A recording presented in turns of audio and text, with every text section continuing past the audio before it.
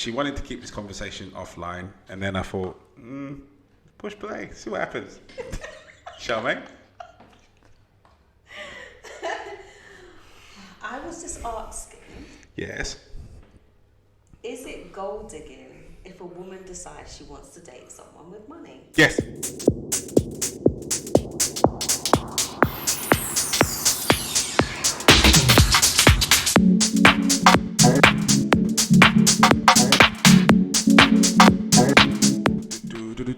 Good morning, good evening, good afternoon, whatever it is.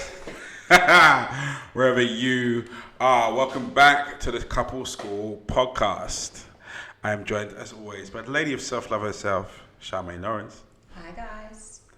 Now, Charmaine just asked the question. She wanted to keep this conversation offline, and then I thought, push play, see what happens. Charmaine? I was just asking. Yes. Is it gold digging if a woman decides she wants to date someone with money? Yes. Why?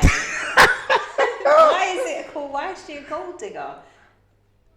What if she's open and honest about it? If her thing is, I want to date someone that makes this money or more. Yes. She's being very clear about what she wants. Yes. She's not pretending, and she's not dating somebody. Yes. Like under the guise of liking them for their money. She's telling people, I'm only dating you if you make this amount of money. Yeah. Is that gold digging?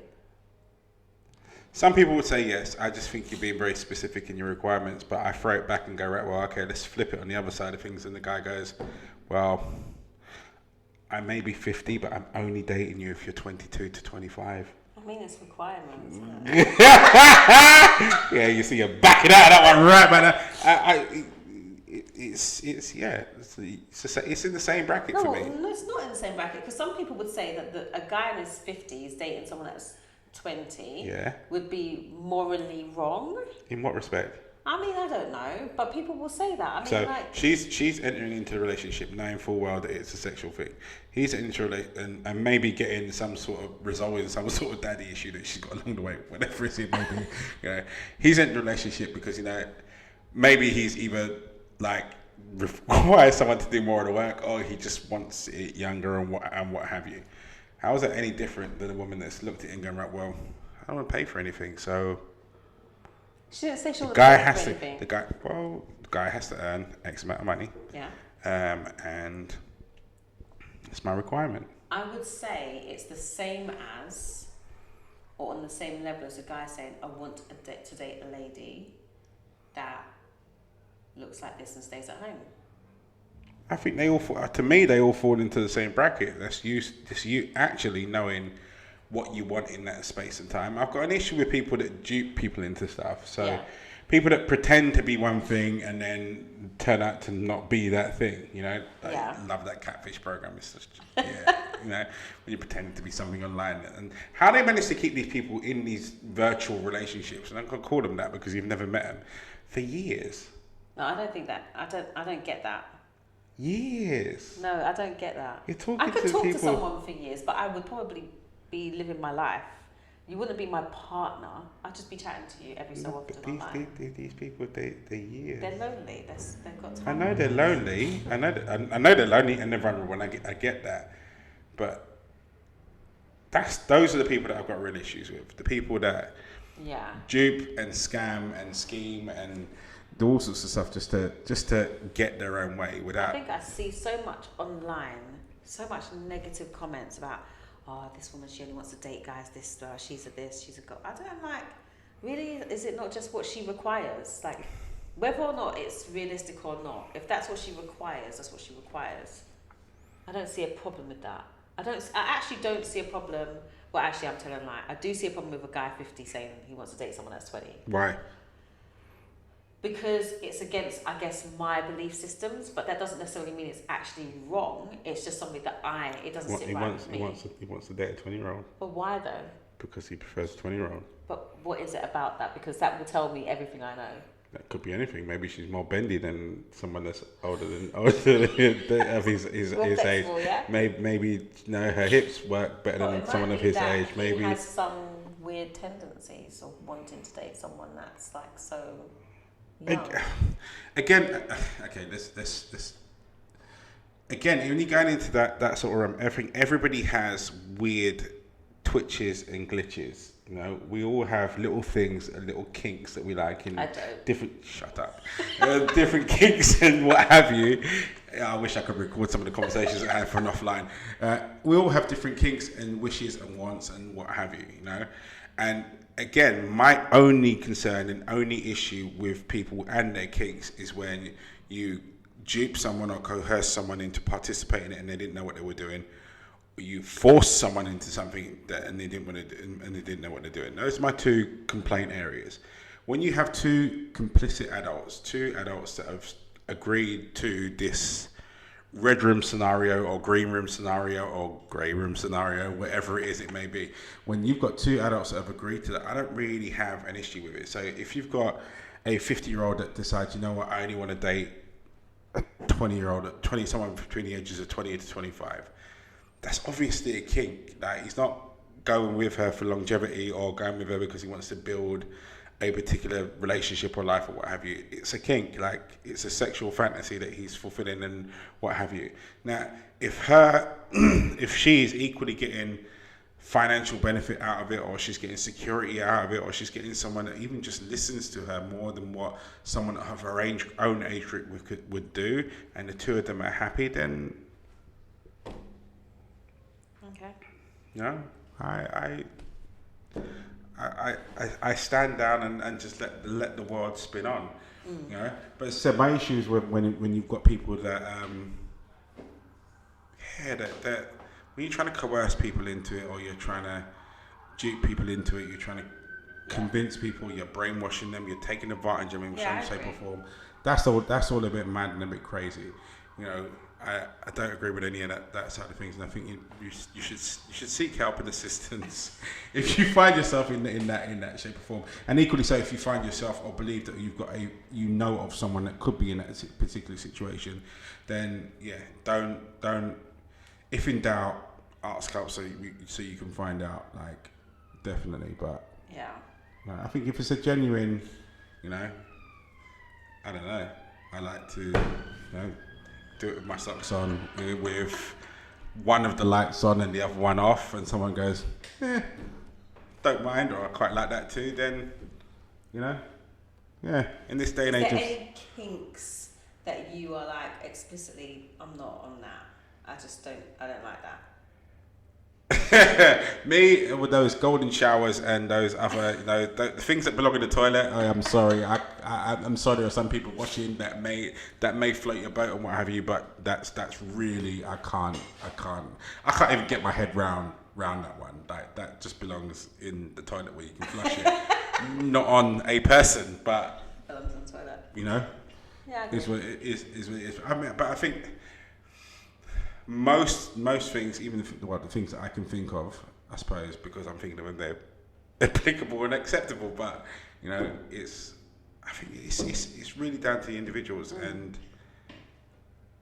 I suppose here's a question. So when you've got, and I think we've sort of partially touched on this one before, when you've got one person that's kink level is 15, yeah, and someone else's kink level is 3. Yeah. How does that work? The 3 goes up to 15. Well, the 3 might go up to 10. I mean, try what if they can't? No, they can. Of course they can. I don't believe in this can't word. I don't understand this can't word. But what if they don't want to? What can? So, okay, let's rephrase it. You're talking about the kink 3 going up to kink 15. That's because you probably live in the 15. So why can't the 15 come down to the 3? Because they're already at the 15. The 3 doesn't know what's on the 15, so they should explore what's on the 15 to know they don't like it. But maybe the 3 is happy where they are. No, they're not. And that's because they haven't got to. That's because they haven't got to 15 yet. I said no, they're not. That's because you live on level 15. So Why can't the 15 come down to the 3?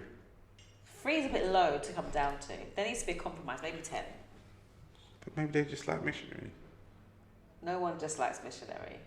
It's a perfectly good position for those of you that It's a perfectly good position. Just investigating missionary. It's a very good position, to be fair. I'm not going to take that away. This is a very good position. However, there is many positions to explore that you may like that will take you to 15. In other words, as far as Charmaine is concerned, the advice is you need to get to 15. Get to 15, why not? Try it. Let's just see. If you don't like it, go back down. It's okay. So what if someone is in a relationship with someone that is... I've got to choose my words carefully here. Manipulating them maybe into something that they're not comfortable with.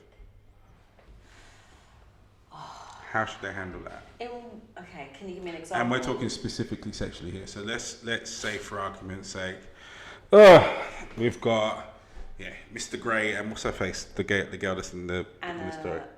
Anastasia. So actually, they're a prime case in scenario because he's a 20 and she's a 4. So like, obviously, she decided to escalate herself up to the 20, but. Do you think at any point in time throughout that story that actually she was manipulated? No, I don't. Why? I don't think she was. I don't know. This is really difficult because I was reading up on consent recently, and coercion is considered as not consent. Yep. Which is why I posed the question. But I don't know if I'm in total agreement with that. We're not debating whether you're in total agreement with the concept, the tone, or the actual definition of it. The definition, the definition is what the definition is. I think she was encouraged. You see, she was encouraged to explore. I think encouragement sits in that grey area. But that's what she was. Almost acceptable. He showed her, this is what I want. This is what I like. I am obsessed with you, and this is what I would like to try. He also said, I'm giving you a safe word that I will stop at any time when you say this word. I'm giving you a document that is going to protect you. It's a legal document that will protect you. Document that's going to protect me? Let's rephrase this. Now you sound like the manipulator. I'm giving you a document that's going to protect me. That says that if, for any reason, you need to use that safe word, and if we go too far and what have you, you cannot sue me. Well, if he doesn't abide by the rules that are set, she can't sue him. It's an NDA. Well, she looked through it. She took time as well to look through it. I don't think she was encouraged to explore, and she did. And he exuded masculinity, which made her even more. Okay, right now we get onto the real subject because this is what we were talking about before. So, women and bad boys. He exudes masculinity, and that makes women go cuckoo and common sense fly out the window. Yeah, it's just a thing. So why is it that nice guys finish last? Why? Where did that phrase come from? It came from, choosing my words now. There's a difference between a nerd and a nice guy. And I think it came from the movies where there was the nerdy guy, and then the other extreme, which was like, I don't know, the guy on the basketball team. The Fonz. It came from the two extremes. A nice guy is in the middle of those two extremes. And I think nice guys always finish last, but based on the movies where it was the more nerdy guy. The nerdy guy doesn't exude masculinity. He doesn't even look like he can lead. He's always dropping books, and he's always wearing glasses that steam up, and he never seems to be able to unsteam his glasses. And he's just not sexy. Nice guys are sexy, but they still look like they're smart and intelligent. They want to take you out, they want to treat you right, but they also have that oomph. Yeah, we talked about this oomph business, right? Yeah. Now, when we take a look at a movie, we've looked on the movie context in this respect. It's not nice guys that end up with the girl, really. It's the bad guys that end up with the girl. Because the bad guys have more confidence. Is that really what it is? Just Yeah. that? I'm telling you, we don't want bad guys. We don't. There's just something in our DNA that is feminine that just gravitates towards the most masculine thing. We don't want them. But when we're 20 and 30, we have no sense.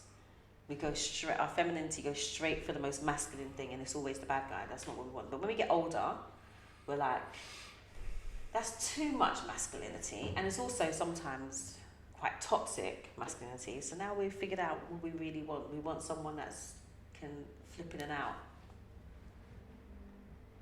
That's what we want. What do you think that's driven by? You're saying it's, if we're precluding it to a certain age group, what do you think is the driver in that bit? I think we're just inexperienced with our emotions. I don't think we really understand our emotions until we're like late 20s, early 30s. We're only really figuring it out when we're like, as women, even though we are emotional creatures, we don't understand our emotions completely. We're still figuring it out. We have to have negative experiences, like we have to, in order for us to figure it out. And every single person has gone for a bad guy or been attracted to a bad boy. Even if you've been a high school sweetheart, there has been a bad boy that you've been like, oh my goodness, you don't want to look in this direction because you know you're probably going to stare for too long or blah blah. Like it's just, we're just attracted to masculinity. No one, don't come for me and tell me that I'm 10 of nonsense, because I'm not. It's the truth. It's just what it's just like men are drawn to femininity as well. They are. You guys love women that look feminine. You know what? I had to think about this for my own timeline. I like women that are feisty. That's my problem. Yeah, that's 'cause, you know. That feisty bit is what gets attention. Almost on the borderline rude. Yeah. I don't know what that's about. I don't know. It's a thing, though, isn't it? I don't know. I have this sass about me, but when I'm getting told, right, stop talking because I'm talking, don't talk over me, I'm like, no. Right, guys. Like for your ladies back at home, what you need to do is go home and tell them, "Shut up, I'm talking." Like, but people tell me that's not a good thing. You know, you shouldn't be doing. You shouldn't like. No, I'm telling them straight. But I'm telling you that I do like when someone takes control. I need you to be able to take control. When I'm being overly emotional, I need you to be able to sit me down and shut me up. I need that, or else like I'm just gonna run with it. That means I'm then taking the masculinity. I need you to be like, humble yourself, sit down and chill. I've got this. I need that. To be fair, I think that's every woman I've ever encountered, really. That's what I'm saying. We love that masculinity. We love to be told that you don't need to be masculine right now. I've got this. This is my role. You sit down and chill. I've got this. We love it. We do. We love it. Karen, I'm coming home to try something. Oh, Karen might give you a run for your money. I'm coming home to try something. Charmaine told me that I need to tell you what to do, so I'm coming home to try something.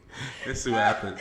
If Andrew's wearing dark glasses next week. I'm punched up upside the head, Cocoa Pops lifting the side of my neck back.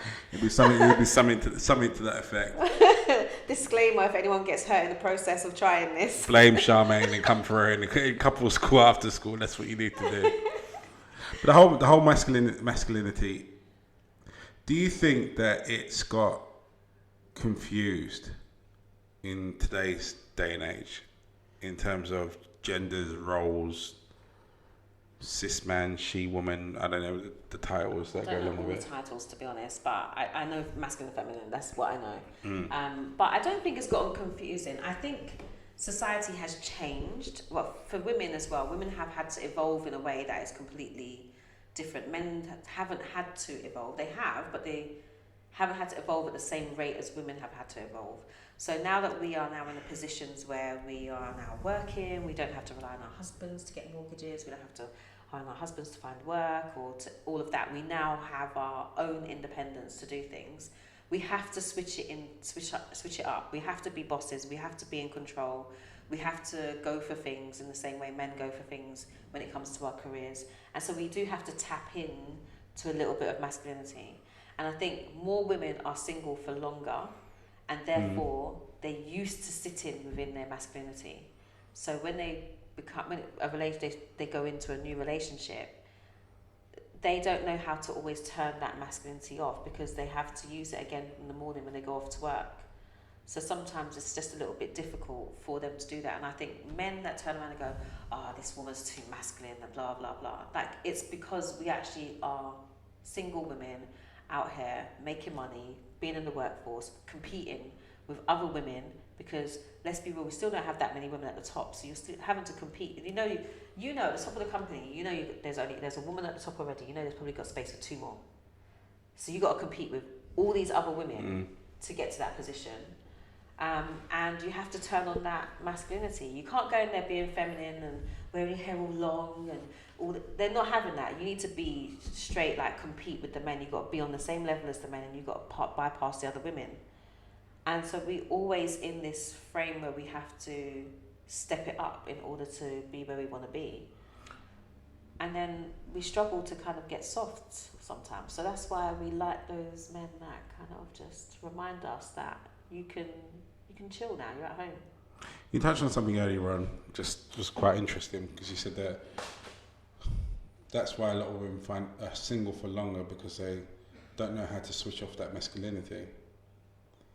But isn't that by definition the reason why they probably are being bypassed to a certain extent by some guys? Because if we're attracted to feminism, but you've got your masculinity switched on all the time, isn't that wonder why maybe? Yeah, but men are not as masculine as they used to be either. Oh no, of course not. No, so men have got more feminine and women have got more masculine, and so the dynamics are kind of changing. Whereas a woman going out and bossing up for a real masculine man, that wouldn't be a turn off. He would be like, let me just show this woman how to just chill. Men are not doing that. Now they're like, oh my gosh, she's too masculine. Let me step away and find someone a bit more feminine quickly. Like, it's like they don't want the challenge. They don't want the competition anymore. I just feel that men don't have that energy. They're not coming with that energy. Not all men, obviously, but they're not coming with that same energy. Like, like you're saying, I like those feisty women. Yeah, but there's feisty, but then there's that level above, I suppose. I think you're right. I think that both roles, both genders, whatever label you want to put on it these days, have evolved to the point where the definitions aren't clear anymore. Yeah. And where the definitions aren't clear and aren't stated anymore, I think that's where that issue with connection and people connecting is becoming a problem. Because you're encountering bits and roles and things and what have you that you're not prepared for, and you didn't even think was an option, or maybe you're worried about how to carry yourself within said relationship and new rules and all these other bits and pieces. So I think it's interesting. Things have changed. Things have definitely changed, and I don't know. I think we are a society that are now trying to get rid of every label and everybody just be cool and just integrate. And it's not easy to do that when you take away labels and you take away descriptions and it's not easy. So you're a man. We need you to settle your masculinity. We need you to be more open. We need to be more emotional. We need you to talk about your feelings. We need to do this. We need to do that. You need to be soft. And then, but you're saying to women, go out there and get the money and do what men do. And men ask for money. They don't sit around waiting. They do this, they do this. And so you're telling men to be soft and you're telling women to be hard. And then men are no longer attracted to these hard women.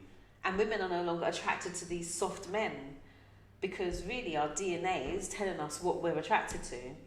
So it's just like, what's going on? Like, it's all good saying, everybody, let's do all this stuff. Like, let's put everyone in this nice big pot and everyone do what they want. But then everyone's confused because DNA-wise, it is what it is. I don't know. It's really. I mean, me and my daughter talk about it all the time because she's a sociology student and she just loves everything to do with how society shapes us. But for me, I'm confused as to where we are in society. I think the rules have definitely changed without the definitions being redefined. I don't think people know what they're supposed to do anymore. No. I don't think they know what they're supposed to do anymore. And when people don't know what they're supposed to do, they find it very difficult to fit. I think actually, even if you just take a look at this the gender situation, the objective was to create a situation where nobody felt labelled. Yeah. And so they created 101 labels in which way to answer a question that had a 2-point answer before. And I think that sums it up for me, really, in the sense of you've gone so far to make everybody inclusive by removing the labels. You've actually now, and creating new labels, so many labels, you've actually now alienated some people that used to be able to band together but now are divided because you're this and I'm that. Yeah. You know, and I don't think it helps in the general workings of the world, and I certainly don't think it helps when it comes to people coming together trying to do this thing called life together, because you know, again, I don't necessarily look at the things that need to be done inside of a house or inside of a relationship as being specific to a certain role or a certain gender, should I say. They're just things that need to be done. Yeah. You know, and they need to be assigned to the person that's most applicable to do said task. Yeah. And I think that's as deep as it needs to go. When we go to the point of going, right, well, we're going to create this subset of this subset of this subset of this subset in order to make people feel more inclusive. What you've done really is just created loads of little islands for people to go and sit on by themselves and be lonely. Yeah. Right? And also when it comes to people coming together into relationships, you've now got that much more to talk about in the space that we already have issues talking about stuff. You know? Like, yeah, it's just crazy. It's just crazy. Yeah. Conversations become more difficult. People feel like it was supposed to become easier, but it doesn't become easier. It becomes more difficult.